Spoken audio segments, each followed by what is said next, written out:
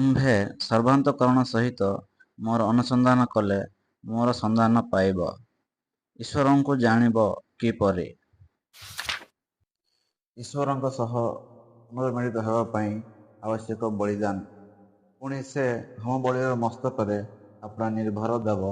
ତହିଁରେ ସେହି ବଳି ତାହାର ପ୍ରାୟଶ୍ଚିତ୍ତ ରୂପେ ଗ୍ରାହ୍ୟ ହେବ। କାରଣ ରକ୍ତରେ ପ୍ରାଣୀର ପ୍ରାଣ ଥାଏ। ପୁଣି ତୁମମାନଙ୍କ ପ୍ରାଣ ନିମନ୍ତେ ପ୍ରାୟଶ୍ଚିତ୍ତ କରିବାକୁ ଆମ୍ଭେ ତାହା ବେଦୀ ଉପରେ ତୁମମାନଙ୍କୁ ଦେଇଅଛୁ। ଯେହେତୁ ପ୍ରାଣର ଗୁଣରେ ରକ୍ତ ହିଁ ପ୍ରାୟଶ୍ଚିତ୍ତ କରେ।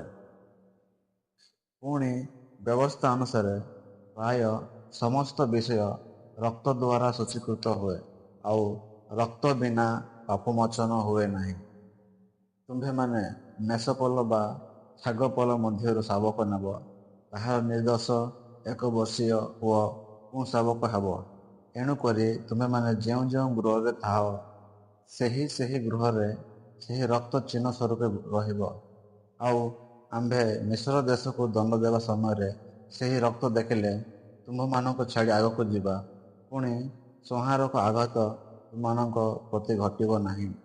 ସେତେବେଳେ ସେ ପଚାରିଲା, ଏହି ଦେଖ ଅଗ୍ନି ଓ କାଷ୍ଠ, ମାତ୍ର ହୋମ ନିମନ୍ତେ ମେଣ୍ଢାଛୁଆ କାହିଁ?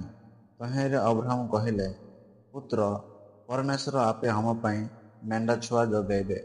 ତହୁଁ ଦୁହେଁ ଏକତ୍ର ଚାଲିଗଲେ।